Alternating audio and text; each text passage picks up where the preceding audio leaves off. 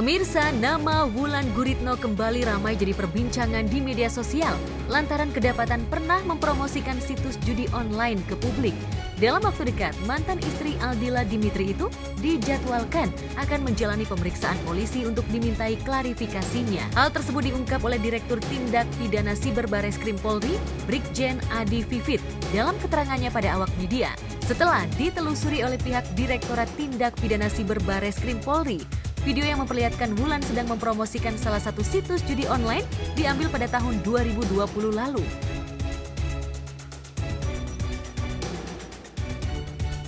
Ya, meski video Wulan mempromosikan judi online dilakukan pada tahun 2020, namun pihak kepolisian tetap berkepentingan untuk melakukan klarifikasi. Video Wulan tersebut sudah menjadi satu bukti jika Wulan pernah menerima endorse dari situs judi. 2020 untuk websitenya sampai saat ini masih ada.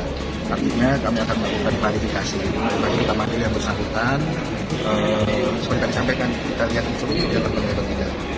Ya, terhadap saudara. Dan silakan teman-teman juga kalau misalnya ada influencer yang lain, karena saya sudah tegas mengatakan kepada teman-teman influencer, kemudian artis-artis, kemudian selebgram untuk stop saat ini juga untuk mempromosikan ini.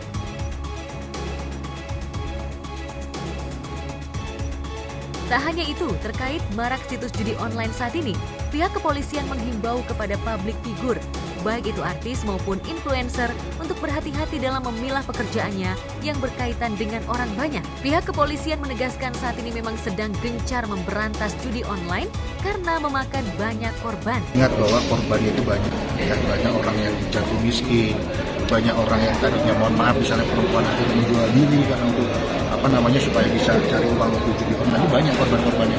Dan ini secara penelitian itu sudah nanti akan menjadi penyakit psikologi karena dia hasrat ingin menang itu akan terus muncul.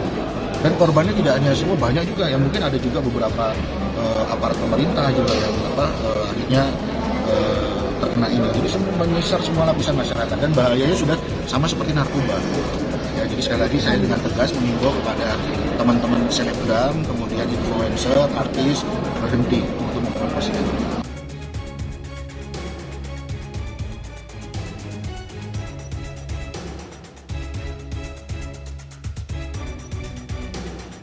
Sementara itu, selebgram Oklin Via juga masih jadi sorotan terkait kasus dirinya yang diduga membuat konten dan mengarah pada tindakan asusila. Buntut dari perbuatannya, Oklin pun dilaporkan oleh Pipik Dian Irawati atau yang karib disapa Umi Pipik ke Bareskrim Polri terkait dugaan tindak pidana pornografi dan kesusilaan.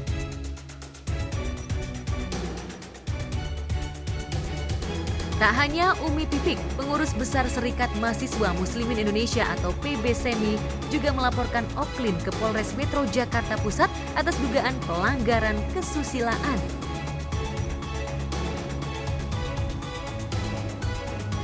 Terkait laporan dari PBSMI, Oklin pun juga sudah diperiksa menjadi saksi terlapor di Polres Metro Jakarta Pusat.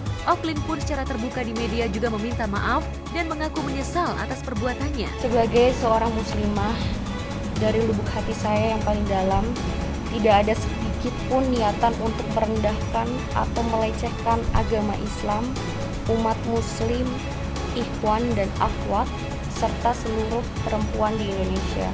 Saya juga memohon maaf kepada masyarakat untuk tidak mengaitkan masalah ini kepada orang tua saya, keluarga saya, maupun lembaga-lembaga pendidikan tempat saya menimba ilmu.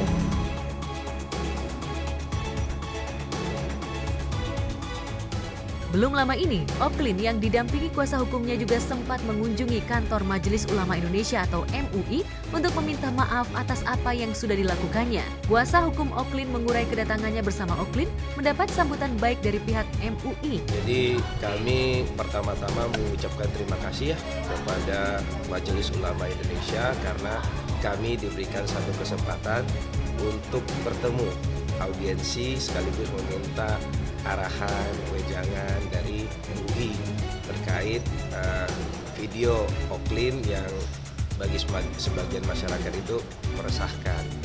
Jadi kami kemarin sudah diterima dengan sangat baik dalam suasana yang sangat akrab, penuh kekeluargaan. Dan Oklin sendiri sudah menyampaikan permohonan maaf dan sangat menyesali perbuatannya dan berjanji ingin memperbaiki dirinya. Katakan ini sesuatu yang sangat membahagiakan bagi kita semua karena kita berhasil membuat seseorang yang tadinya dari segi akhlak kita menilainya sebagai sesuatu yang negatif, kemudian bisa menjadi seseorang yang menjadi lebih baik.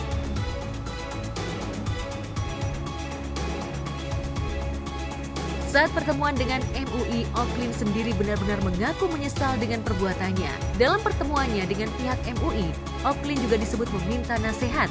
Pihak MUI sendiri menginginkan Oklin tetap terus berkarya, namun dalam konteks yang positif. Karena dari awal semenjak kami diberikan kuasa, kami sangat ingin bertemu dengan MUI, kami ingin bertemu dengan PBSMI, kami ingin juga bertemu dengan Umi Pipik. Nah, sebagai sebuah rumah besarnya orang-orang Muslim di Indonesia, MUI, kami pikir kami tidak boleh tidak datang dan kami harus menyampaikan permintaan secara langsung, permintaan maaf kepada MUI. Ya, Oklin dibimbing ya, meskipun sangat singkat pertemuannya, Oklin dibimbing untuk ya dipersilakan untuk terus berkarya, gitu kan ya. Silakan membuat konten-konten yang kreatif. Jangan sampai masalah ini membuat Oklin itu menjadi tidak kreatif lagi, tidak mau bersosmed lagi, gitu kan ya. Dipersilakan malah Oklin untuk terus berkreasi, tetapi dengan konten-konten yang lebih positif. Oklin tentunya setelah ke MUI menjadi lebih lega. Setelah kemarin meskipun sudah mengajukan permintaan maaf, kondisinya masih belum terlalu stabil, tetapi setelah mendapatkan wejangan dari MUI, Oklin menjadi jauh lebih baik.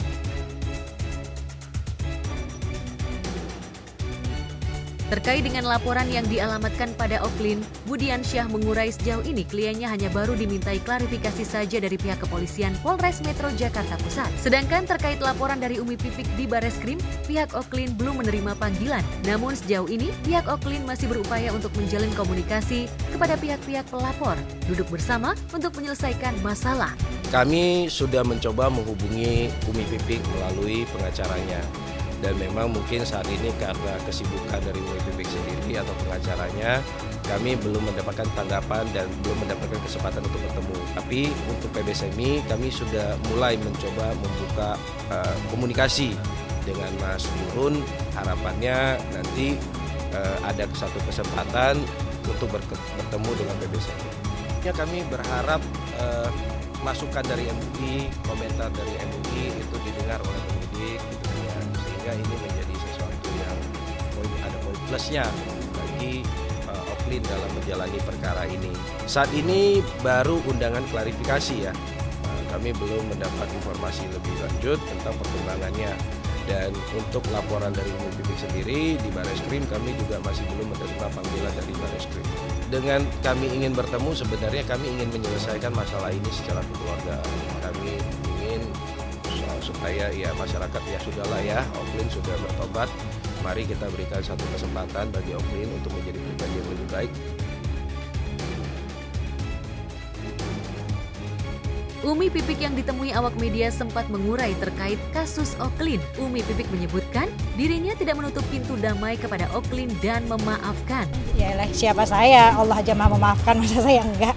Maksudnya di sini kan saya kan enggak membenci beliaunya, enggak. Tapi meresahkan apa yang beliau lakukan aja. Makanya kita melapor supaya apa? Supaya ada panggilan. Kan kalau dengan panggilan ini kan akhirnya beliau sadar, beliau mikir kan gitu. Lebih kepada efek jerah gitu. Ya, untuk kedepannya ya kita serahkan aja kepada pihaknya.